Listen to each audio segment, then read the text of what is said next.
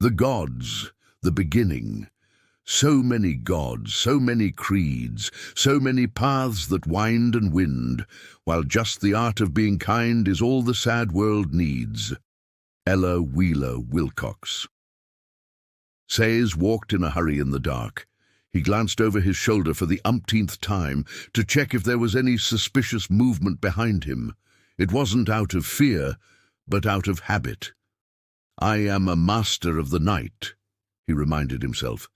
It should be about 2:30 a.m. now. He thought to himself. "Yes, Daddy," Sayes answered. "You can leave now, my son." The pastor dismissed him. The prayer mountain was a mud house on a cleared land, at the center of a cluster of trees. The mud house was the prayer house. The silhouette of the prayer house came into his view. His heart began to pound faster. He wanted to run the remainder of the distance, but decided against it. "No need for that. I'm not late," he assured himself, and maintained his pace. Then he stopped abruptly. He was few meters from the prayer house. He stood motionless for few seconds. He could swear he heard a conversation. He heard it again. He couldn't hear it clearly from where he stood. "Maybe the pastor is praying," he thought. "But there's someone else there with him. I can swear," he said under his breath.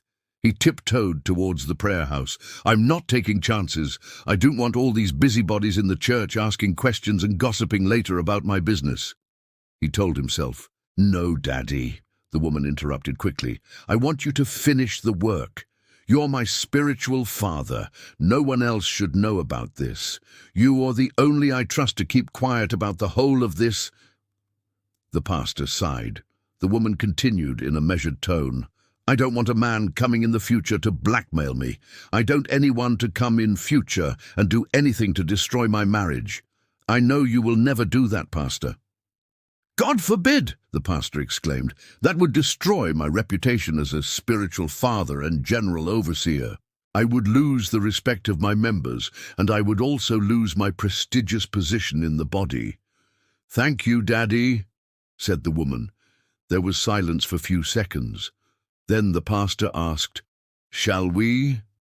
The woman hesitated for a moment, then said, "Okay." Sayes could recognize the voice now. It was Madame Sarai Bambi, the wife of Mr. Bambi, one of the financial pillars of the church. Sayes was disappointed. He lowered himself and crawled away from the pastor, Mrs. Bambi, and her moaning sounds. After crawling a good distance away from the prayer house, he got up and began to walk back towards the road. He was mad at the pastor and at the church. "I now believe the story about the pastor and the two teenage girls, aged 12 and 14, Sayes told himself as he made his way towards the road. Helena and Gloria were in the choir and in the prayer band. They were living with their single mother, a jobless poor woman who spent virtually every day in the church. The two girls spent most of their days in the church too. They were not in school as other children their age. They had no one to pay the necessary fees for them. The pastor paid the rent and occasionally gave their mother little money, barely enough for feeding. So, the two girls and their mother spent every day in the church, cleaning it and praying endlessly for a miracle that never came. They were always in the church. It didn't matter whether there was an activity or not. One day, the church members woke to learn that the woman had left the church with her children.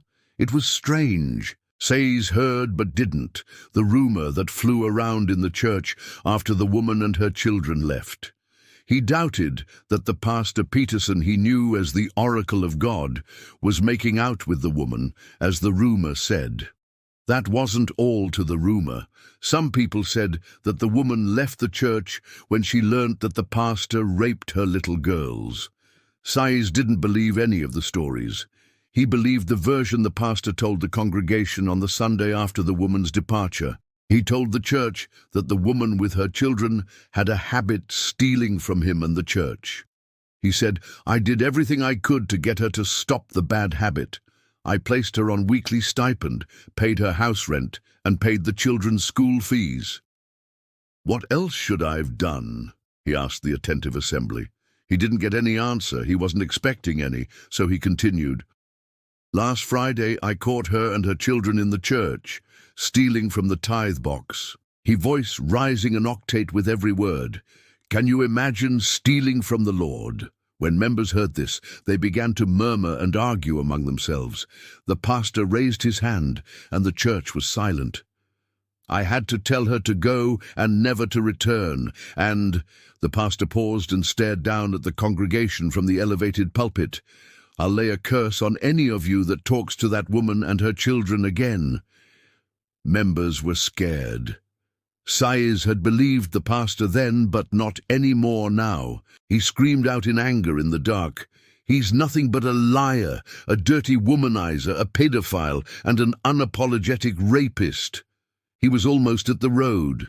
"No more church for me. I'll see Macho this morning for the job.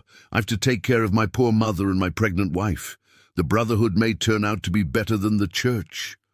When Saiz got back to the little house he shared with his pregnant wife and his mother, he sat down outside on the veranda. He didn't want to disturb the two women. His mind was made up. The Brotherhood is going to know my true worth. Ayipost.com.